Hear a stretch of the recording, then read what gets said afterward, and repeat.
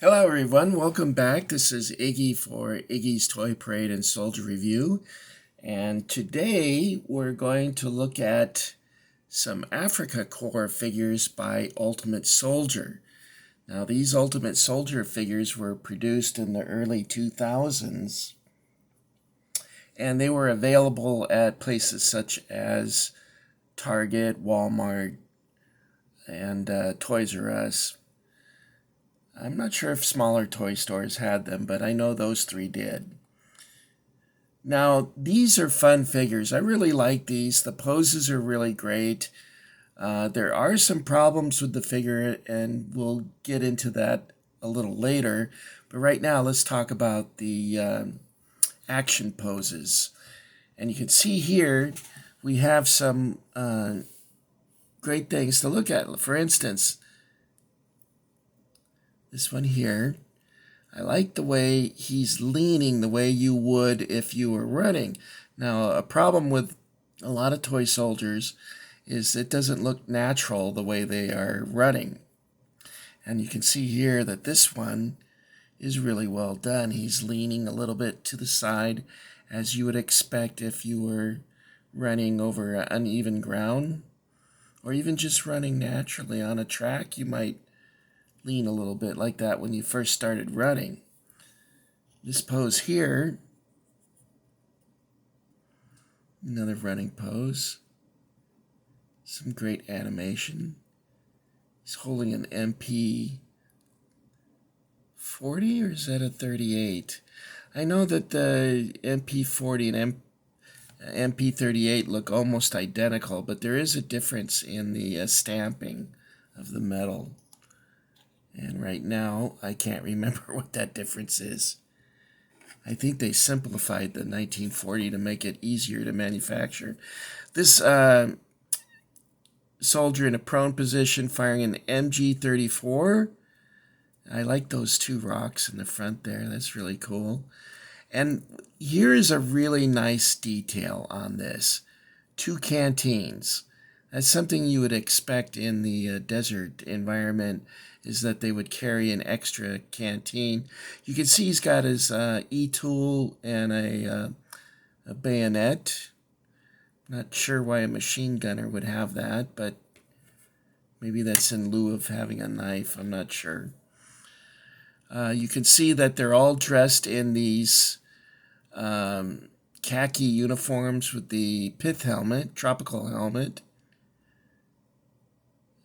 And I'll tell you why that's an issue in just a moment. Here we have an officer, and a little detail they added here which I thought was pretty cool. You can see that there's a Brody helmet, or a British helmet, lying on the ground there. It looks like he has a serious ding on the side, so he probably had quite a headache after that. He's wearing the canvas high boots, which were leather on the ankle and toe heel, and then with canvas going up with a strip of leather going up the back. Now this, I'm not sure if there was a lot of snipers in North Africa. I assume that maybe they did have those, but I thought it was unusual. Maybe they wanted to make something that was a little different. I've never seen a picture of a sniper in North Africa, though, but that doesn't mean that they didn't have them. Just means I've never seen a picture of it. And here we got soldier kneeling. He's got the shorts. Now, the issue that we have with these, or I have rather, is that khaki was a material color that was used by the Navy in the Mediterranean and also by the Luftwaffe. So the Kriegsmarine and Luftwaffe used the khaki color similar to the British color. Khaki meaning mud, in, I guess, in Hindi. And the Wehrmacht was issued a colored uniform that was called reed green. And I'm going to show you an example of reed green in just a moment. And the tropical helmet, I think that's because this is what we expect the Afrika Korps to look like because of our exposure to so many movies. They would show them wearing uniforms like this. However, this is a uniform that you would have seen at the very early stages of the war, and the shorts were quickly replaced by long trousers. And the pith helmets, while in combat, would have been replaced by a Stahlhelm, or like a regular helmet. And I'm going to show you what the reed green looks. Oh, and also, in addition to the trousers, the soldiers would wear, the rank and file would wear ankle boots. The rank and file pretty much didn't like the high boots, and they were worn primarily by officers, staff, and officers because, you know, the officers, they would have orderlies that could tie the boots. They're very annoying. I've tried on a pair of reproduction boots like this, and it was really difficult to lace them up. I didn't like it. The ankle boots are much better. So let's take a look at the uniforms and see what we have. Now, first up is a Men at Arms number 316. And the illustrations here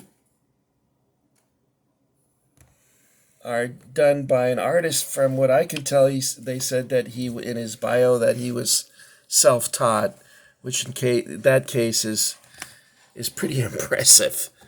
Let me try to adjust the camera here for you. Maybe I can back up a little here. I got books in the way. Shit, I do this every time I make a video. This would be a lot better if I had someone filming it for me. Enough complaining. Okay, so here we have a group of officers and a dispatch rider who looks like he's a... Is that Unteroffizier? No, Obergefreiter. So he's like a senior corporal. And then we have a general and a captain. The captain is this fellow here. And you can see there's a definite green tint to the uniform. Now you might say, well, Iggy, that's just the artist's interpretation. And I'm going to show you some actual uniforms in just a moment so that you can see that they were actually greener than this. But let's see, here we go. Here's some nice illustrations. And this shows him wearing the helmet. Let's see, is that better? Now, this fellow on the far end here, he's wearing a Dutch helmet. The Germans did a lot of that. In fact, some of these figures may even be wearing French shirts. The Germans raided, of course, the quartermaster shops of all the countries that they had taken over. So this pith helmet here is an actual Dutch helmet. And he's probably wearing a French shirt, but it doesn't say anything about that right there. And there's our General Rommel in his uniform. Okay, so let's look at some real uniforms so you can get an idea of the color. So we get here, and you can see here that it's a light green, what they called a reed green. And up here, we have the Luftwaffe uniforms. This is a specially made Luftwaffe uniform. It's very different. This is one that's been faded by the sun. And here is a regular Luftwaffe jacket for a flak battery. Now you come over here, you see this jacket is almost a mint green. Now the reason for that is there is a lot of variation in dyes being used for the uniforms. There's a lot of supply problems. The Allies were already at this date causing problems in supply for the Germans. In fact, not only was there supply issues in the manufacture of things, but a lot of the things never got to them because they are now lying at the bottom of the Mediterranean. A lot of the ships being sent over from Italy were being sunk. This is the darker green version. Now, this is what it would look like before it started to fade out from the sun. Now, when you see black and white photographs of Germans in the field, it looks like they're wearing khaki. And the reason for that is the black and white film reproduces the light green color as being a tan. Now, this book here is going to show you a very interesting photograph of what the uniform looked like after it had been exposed to the sun. And you see these two young soldiers. You can tell by their field cap that they are artillerymen. And they're wearing the reed green uniform. You can see with him that his trousers are a little darker. So that would indicate that it was issued prior to these trousers being issued. And you can see a good shot of their overcoats, which are brown color, as opposed to the Feldgrau color of continental uniforms. And you can tell they're in the desert because they're wearing what appears to be like a long john shirt or perhaps a sweater. You see the sleeve of it there.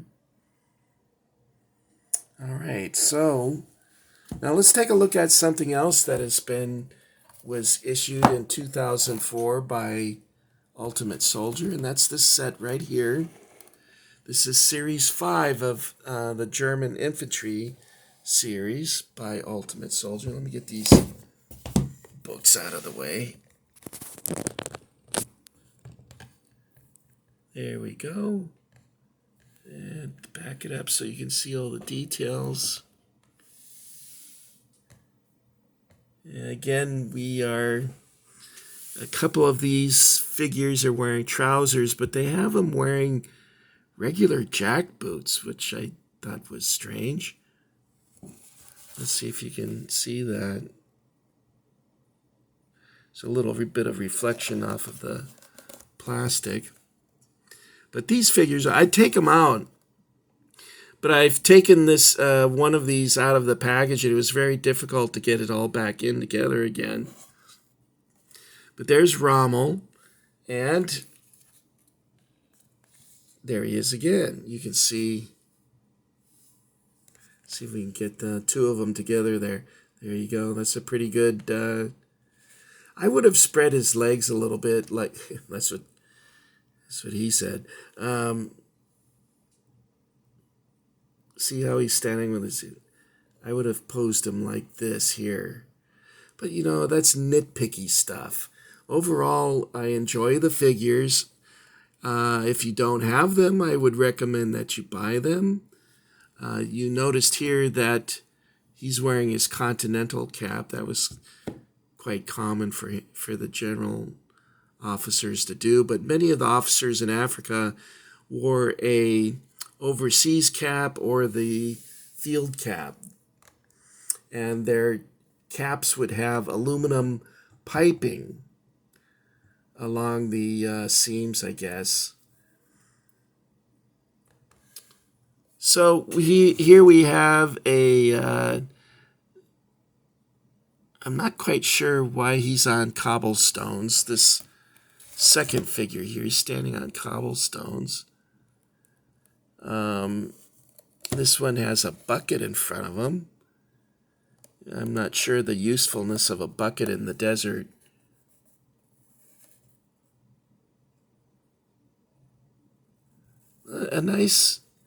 It's a nice group. I like them. And I would recommend getting these. These are fun. You know, it's just minor stuff. Wait a minute. Looks like he's wearing a... Oh, it's a tropical helmet. Almost looked like a British Brody helmet. This one here is wearing the tropical goggles. Sand was a real problem, and get into the engines.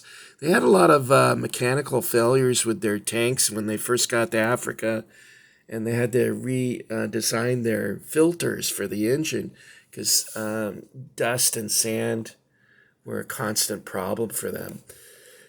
Okay, guys, that's the Ultimate Soldier Afrika Korps figures. And what I'm going to do is show them to you real quickly one more time.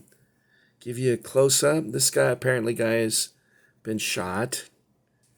Or he's just really enthusiastic. Like, hello, English peoples, we love you. More than likely he was shot.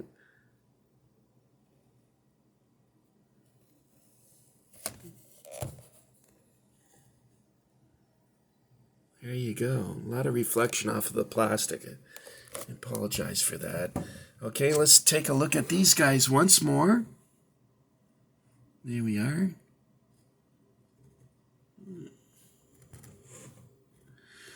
So this is Iggy saying thanks for coming along. And I wish all of you guys have a good evening. And if you haven't subscribed yet, make sure you do that. My goal is to get to 100 by the end of the year. And we'll see if that happens. So this is Iggy saying so long and thank you and good night.